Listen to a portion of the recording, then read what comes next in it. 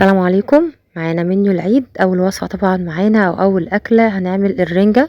جبت طبعا الرنجة شويتها كده على البوتاجاز في صينية او على عين البوتاجاز زي ما تحبي لحد ما تتشوح معانا بالشكل ده، وبقلبها على الوشين. بنلاقي كده القشرة بتتشال معانا بسهولة. ببدأ بقى اجيب المقص بشيل كده الديل والراس، وهتلاقي القشرة معاكي تتشال بسهولة زي ما شايفين كده. ونبدأ بقى نفتحها ونطلع بقى منها البطروخ لو كانت فيها يعني بطروخ، وفي الاخر بنبدأ بقى كده نفتحها من الظهر او البطن زي ما تحبي، بس الظهر كمان اسهل بيخليها معانا بسهولة. ونبدأ بقى نخليها بالشكل ده ونشيل منها اي شوك واي اجزاء كده في البطن مش حابينها نتخلص منها كده بنقطعها بالمقص. ودي كده بتكون اسهل طريقة لخلي الرنجة بالشكل ده. خلينا كده الرنجة وكمان البطروخ، وهكمل بقى كل الكمية اللي معايا بنفس الطريقة. بشيل الديل والراس ونبدأ نقشرها، بتتقشر معانا بسهولة. ونبدأ بقى نفتحها كده من الظهر، وكمان لما تبدأي تشيلي السلسلة شيليها كده من الديل هتتشال معاكي بسهولة وهتتخلى معاكي بكل سهولة زي ما شايفين كده.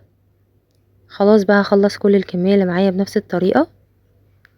طبعا لو مش حابة تحطيها على النار الاول زي ما تحبي، بس طبعا انا بفضل طريقة ان احنا نشوحها الاول على النار.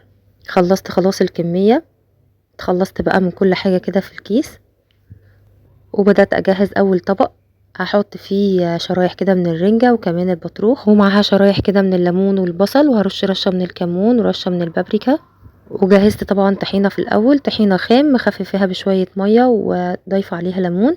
رشيت منها كده على الرنجة وكمان شوية كده من الزيت، وكده اول طبق جاهز معانا. تاني طبق بقى قطعت فيه قطع كده من البصل، حطيت برضو عليه من الطحينة المتخففة، وقطعت عليه كده قطع من الرنجة.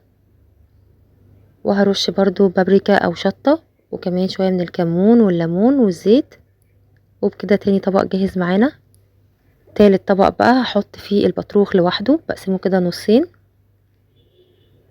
هبدأ اضيف كده قطعة من الرنجة في النص، وشريحة كده من البصل، وكمان هضيف شوية من الشطة والكمون والليمون وكمان طحينة بالشكل ده تديها شكل حلو وكمان طعم. وفي الاخر طبعا رشة كده بسيطة من الزيت. اخر طبق بقى هقطع فيه الرنجة اللي اتبقت معانا القطع كده صغيرة، بضيف عليها قطع صغيرة من الطماطم وبصل مقطعاه شرايح او مكعبات. هعصر ليمون واضيف كمون وشطة او بابريكا وكمان رشة من الزيت، وبنكون كده عملنا سلطة الرنجة. تقدري كمان تضيفي فلفل اخضر لو حابة. وهنقدم بقى الطبق بالشكل ده. زينته كده بشوية من شرايح البصل والليمون وشوية برضو من الزيت. ودي كده كانت الاطباق جاهزة معانا.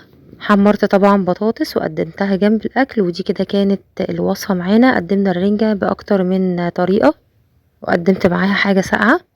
ودي كده كانت اول اكلة معانا. طبعا اكلة سهلة وسريعة مخدتش معانا وقت زي ما شفنا، وكمان طعمها حلو قوي والكمية ما شاء الله كانت معانا كويسة جدا. عملنا افكار كتير من الرنجة زي ما شايفين كده، سهلة وبسيطة وطعمها كمان حلو جدا. قدمي بقى كمان معاها بصل اخضر وفلفل اخضر زي ما تحبي. الفكرة اللي معانا بعد كده وصفاتنا النهاردة واكلاتنا النهاردة كلها سهلة وسريعة ان شاء الله. جهزت كمية من البانيه قطعتها لقطع صغيرة شاورما، وضفت عليها توابل ملح وفلفل اسود بابريكا جنزبيل وبهارات فراخ وبصل بودر وتوم بودر لو حابة. انا استكفيت بس كمان ببهارات الفراخ. وبعدين ضفتها على الفراخ بالشكل ده اللي مقطعينها كده شاورما. زودت كمان حوالي معلقة كده كبيرة من الصويا صوص والدبس الرمان، وكمان شوية كده من الخل او عصرة ليمونة، وقلبتها كويس مع الفراخ. هنسيبها بقى تتبل فيها. اهم حاجة الفراخ تكون مغسولة كويس جدا ومتصفية. كنت مقطعة كمان شرايح من البصل وشرايح من الفلفل الاخضر، ممكن الوان كمان لو حابة. وفي البداية سخنت طاسة ضفت فيها زيت. لما سخن معانا نزلت بكمية من البصل اللي احنا مقطعينها كده الشرايح، ولما دبل معانا بدأت انزل عليه بالفلفل الاخضر شوحته شوية صغيرين، وبعدين نزلت عليه بقى بالفراخ اللي احنا متبلينها بالشكل ده. بفضل طبعا اننا نسيب الفراخ في التتبيلة اقل حاجة ساعة، وبتضيفيها بالشكل ده على نار عالية عشان الفراخ ما تنزلش يعني الفراخ طبعا ما تنزلش ميتها، ما بتقعدش كتير على النار، على طول بتستوي. وبتقدميها بالشكل ده تحفة جدا. ريحتها كانت حلوة قوي، طعمها كمان حلو قوي. تقدميها طبعا مع سلطة طحينة والعيش البلدي، او ممكن تقدمي معاها عيش سوري تعمليها في سندوتشات، او في عيش فينو او كايزر زي ما تحبي، او تقدميها مع مكرونة او رز زي ما تحبي برضو. تالت فكرة معانا الكبدة الاسكندراني. شوحت شوية من الفلفل مقطعاه كده قطع صغيرة، ولما دبل معانا نزلت عليه بكمية من الكبدة متبلينها طبعا بتوم وكزبرة ناشفة وكمون وطبعا ملح. بشوحها مع الفلفل بالشكل ده على نار تكون عالية، تبدأ تاخد لون. نبدأ برضو نقلبها كده على الوش التاني. وطبعا الكبدة برضو ما بتاخدش وقت معانا في التسوية، على طول بتستوي بسرعة. في الاخر بعصر عليها ليمونة، ودي كده بتكون الاكلة معانا طبعا سهلة وسريعة. قدمتها في سندوتشات. الوصفة معانا اللي بعد كده سبكت شوية كده من الطماطم، وكمان سلقت مكرونة. سبكت الطماطم دي بالثوم بس، وكمان سلقت مكرونة زي ما شفنا. طلعت بقى كيس من البانيه اللي بنشيله كده متبل او جاهز كده في الفريزر، بيسهل طبعا علينا كتير زي ما قلنا. بدأت بس كده احمره في زيت سخن على النار. لما ياخد معانا لون ذهبي حلو خلاص كده بنخرجه. وده بيكون شكله معانا. البانيه ده مغلفاه كده بطبقة من الكريسبي. قدمنا البانيه بالشكل ده، وضفت بقى الصلصة على المكرونة وقت تقديم الاكل، وقدمناها بالشكل ده. عملنا مكرونة بالصلصة وكمان بانيه. اكلة طبعا سهلة وسريعة، ما اخدتش معانا وقت خالص برضو في تحضيرها. تقدري كمان تعملي البانيه ده في سندوتشات وتقدميه كده، او مع مكرونه زي ما عملت، او مع رز مبهر، يعني زي ما تحبي. المكرونه دي كمان ما خدتش معانا وقت خالص، لاننا كنا مجهزين كمان الصلصه في الفريزر. فطبعا يا دوب بس سلقنا المكرونه وجهزنا الصلصه. ودي كانت وصفاتنا السهله السريعه اللي تقدروا تاخدوا منها افكار وتنفذوها ان شاء الله. هنا بقى كانت ليله العيد. قدمنا كده شويه من التسالي. عملت شويه كده من الفشار قدمته بالشكل ده، وكمان قدمنا الكحك والسابليه والبيتيفور وكمان البسكوت. كل طبعا الحاجات دي عاملاها بالتفصيل في فيديوهات منفصلة، لو حابين ترجعوا لها. كانت وصفات تحفة جدا.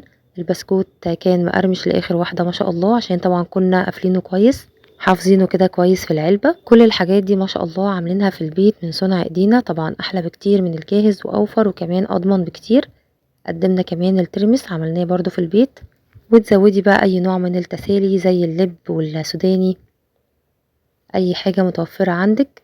ودي كده كانت افكارنا النهاردة، وصفاتنا السهلة السريعة البسيطة تقدروا تاخدوا منها افكار وتنفذوها ان شاء الله.